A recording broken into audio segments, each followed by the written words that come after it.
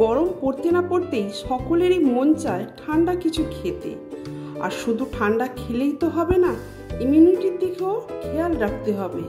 আর এই ইমিউনিটির কথা মাথায় রেখেই আজ আমি আপনাদের সাথে শেয়ার করতে চলেছি মার্কেট স্টাইল বাদাম মিল্কশেক। বন্ধুরা, আপনাদের কাছে অনুরোধ, ভিডিওটা স্কিপ না করে একবার পুরোটা দেখুন আমি কিভাবে তৈরি করলাম এই বাদাম মিল্কশেক। প্রথমে একটা ননস্টিকের কড়া নিলাম, এতে আমি 700 মিলি দুধ নিলাম, পুরো তাজা দুধ। এবার এই দুধটা গরম করার আগেই আমি ঠান্ডা অবস্থাতেই একটা বাটিতে আমি 1 হাতা করে আরেকটু নিলাম, দুধ আমি তুলে রাখছি। এতে আমি 2 হাতা নিলাম। এই তাহলে দুটো বাটিতে আমি 2 হাতা করেই দুধ আমি তুলে রাখলাম। এটা ব্যাপারে আপনাদের পরে আপনারা বুঝতে পারবেন কেন তুলে রাখলাম। এদিকে ওভেনে আমি দুধের কড়াটা বসিয়ে দিলাম, দুধটা ফুটিয়ে নিচ্ছি। গ্যাসের ফ্লেমটাকে মিডিয়ামে দিয়ে দুধটাকে এরকম নেড়ে নেড়ে ফুটিয়ে নিতে হবে, যাতে দুধের ওপর সর না পড়ে। ঠিক এইভাবে স্প্যাচুলা দিয়ে নেড়ে যেতে হবে, নেড়ে দুধটাকে জাল দিতে হবে। এখানে আমি 700 মিলি দুধ নিয়েছিলাম, জাল দিয়ে আমি 500 মিলিতে দাঁড় করিয়ে দিলাম। আর এই ধারে যে সরগুলো লেগে গিয়েছিল এগুলো একটু রিডিউস করে দিলাম, এগুলো ক্রিমের কাজ করবে। এবার গ্যাসের ফ্লেমটা বন্ধ করে এটাকে একটু কিছুক্ষণের জন্য আমি ঠান্ডা হতে দিলাম। বাদাম মিল্কশেক তৈরি করছি, তাই আমন্ড বাদাম নিয়েছি। 20টা আমন্ডকে আমি আগে থেকে ভিজিয়ে রেখেছিলাম। দেখুন, খোলাও ছাড়িয়ে নিয়েছি। বাদামগুলো ভালো ভিজেছে, ভিজে কি সুন্দর ফুলেছে। এবার এদিকে একটা মিক্সিং বোল নিয়েছি, এই মিক্সিং বোলে আমি আমন্ডগুলো দিয়ে দিচ্ছি। আর এদিকে আগে থেকে যে আমি এই বাটিটাতে 2 হাতা দুধ তুলে রেখেছি এটাও এর সাথে দিয়ে দিচ্ছি। দুধ আর আমন্ড একসঙ্গে ভালো করে পেস্ট করে নেব। দেখুন, এখানে পেস্টটা তৈরি হয়ে গেছে। দেখুন, পেস্টটা খুব একটা স্মুথ হয়নি, দানা দানা মতনই তৈরি হয়েছে। এবার এখানে যে আমি আরও একটা বাটিতে 2 হাতা দুধ তুলে রেখেছিলাম, এই দুধটাতে আমি কাস্টার্ড পাউডার গুলে নেব। 1 চামচ দিলাম, আরও 1/2 চামচ দিলাম। এটা আমার ভালো করে আমি গুলে নিচ্ছি। এটাই হলো বাদাম মিল্কশেকের মেন ইনগ্রিডিয়েন্টস। এটা ছাড়া বাদাম মিল্কশেক করা অসম্ভব। এখানে আমি 1.5 চামচ কাস্টার্ড পাউডার নিয়েছি, বেশি নিলাম না, কারণ এটা আমি কাস্টার্ড তৈরি করছি না, বাদাম মিল্কশেক তৈরি করছি। এটাই হলো বাদাম মিল্কশেকের প্রধান উপাদান। কি সুন্দর গোলাটা হয়েছে।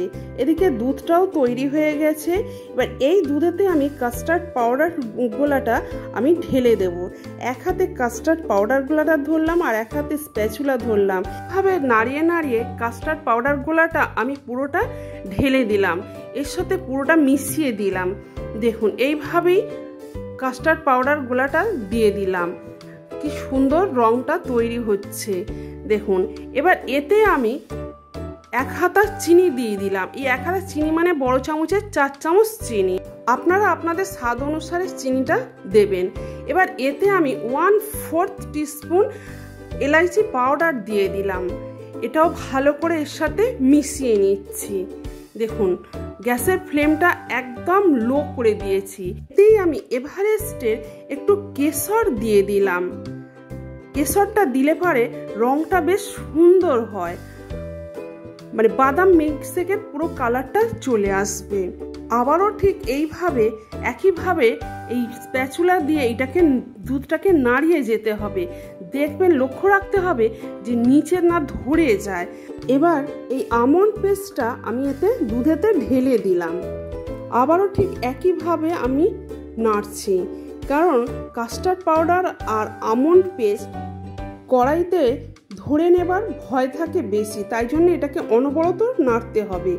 এদিকে এবার কিছু ড্রাই ফ্রুটস আমি চপিং করে নিয়েছি, যেমন আমন্ড, কাজু আর পেস্তা চপিং করে নিয়েছি। এদিকে দুধটাও আমি বেশ ভালো করে ফুটিয়ে নিচ্ছি। দেখুন, ঘন হয়ে এসছে, জালটা বেশ ভালো পড়েছে।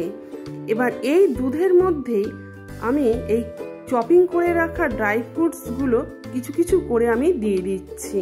এখন প্রায় সকলেরই জানা আছে এই ড্রাই ফ্রুটস কতটা উপকারী। ড্রাই ফ্রুটস দেওয়ার পরও আবারও একবার ভালো করে দুধটাকে ফুটিয়ে নিতে হবে। আমাদের সোশ্যাল মিডিয়ার সাথে কানেক্টেড হতে গেলে ডেসক্রিপশন বক্সে দেওয়া লিঙ্কগুলিতে গিয়ে পেজগুলি ফলো করে দেবেন।